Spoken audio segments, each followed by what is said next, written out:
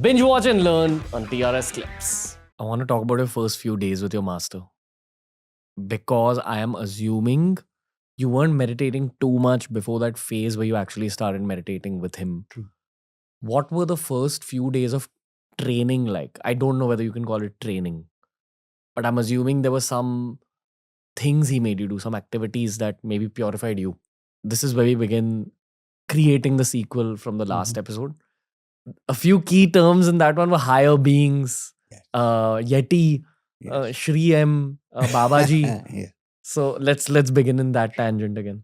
See, it's like this. I was meditating. I won't say that I was not meditating, but I didn't know exactly how to go about it. I was doing in my own way, like many young people who are interested. I used to sit for some time in sunset and close my eyes.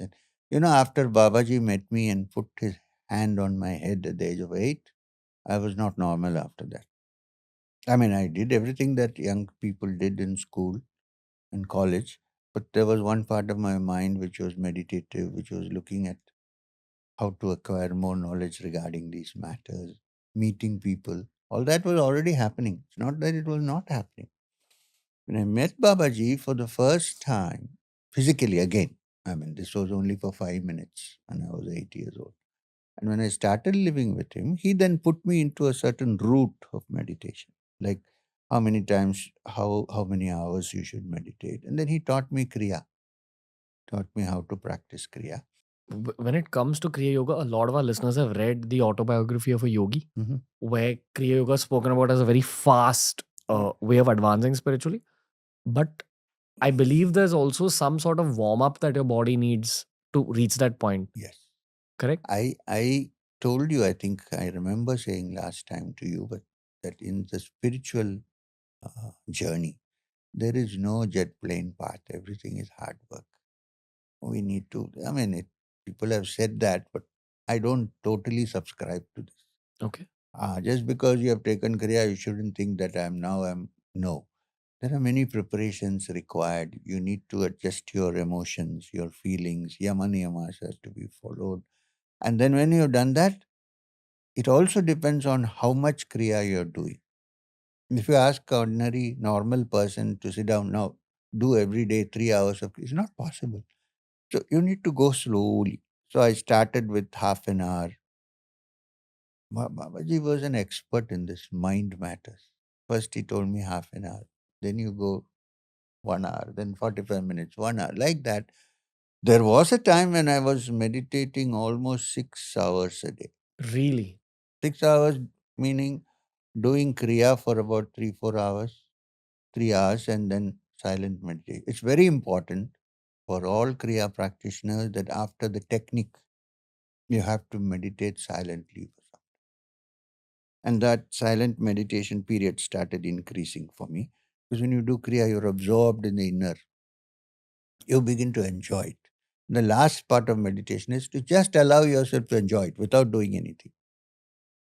No mantras or anything? Nothing. It's called pure sakshi, which means witness.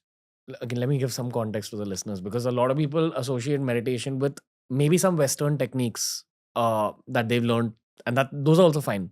But it's about focus on your breath, focus on the sounds around you. When you're talking about Kriya or Kriya related meditations, there's a very particular technique. It might be something related to breathing or a mantra, It is. which pushes you into a very deep state. Exactly. It is a focus based technique. But then when you come out of it, and there are ways to come out, uh, you need to spend some time in silence and just absorb what. See, I'm losing words. Just absorb what your body has Yes. seen. Very important. This is very important. At the end, this has to be done. So I did that. And then, Babaji always traveled. He never stayed in one place for very long. So he traveled from place to place. He always went on foot. So I also walked with him. There's no way out. And everywhere we stopped, whenever he found a great yogi or somebody who had. Sometimes he used to take me to people. Today I don't consider to be great yogis. That time I would have fallen for it. They had some powers, like they used some siddhis and they used to do something. Normally I would have fallen for it. Babaji always alerted me. This is not the end of the journey. I won't tell you in this part, it's interesting. Many people come and say, can I have this siddhi, that siddhi? In Ashtanga Yoga, there are Ashta Siddhis in the Yoga Sutra. So I will just tell them, look, this is not the aim of your practice. Yes, as you practice, on the way you might come across, such things, but they're useless. Move forward. The distractions from the end goal. I must tell you that. It's not, people say, oh, it's because you cannot do anything. You say, sorry, I said, it's not like that. Yeah. So, this Ramakrishna Paramahamsa had a guru, he had many gurus. One of his gurus was Bhairavi Brahmani, who was a lady who was supposed to have been a disciple of Trailanga Swami, the great, whose samadhi is in Banaras. She taught him the Vaishnava Tantras. And she went off. Many years later, two of Ramakrishna's Guru Bhais, one name was Manikandan. He came back and met Ramakrishna. I used to call him Gadadhar. So, because they know each other. And he said, hey, Ramakrishna had a habit of late night, midnight, to walk away into the Panchavati, a group of 5 trees near Dakshineshwar, and meditate at midnight. He had to take a lantern and go. So one day Manikandan said, hey, Guru Bhai, Dada, you don't need a lantern. He said, why? He said, because I have a light here. Okay, I can put that light for you.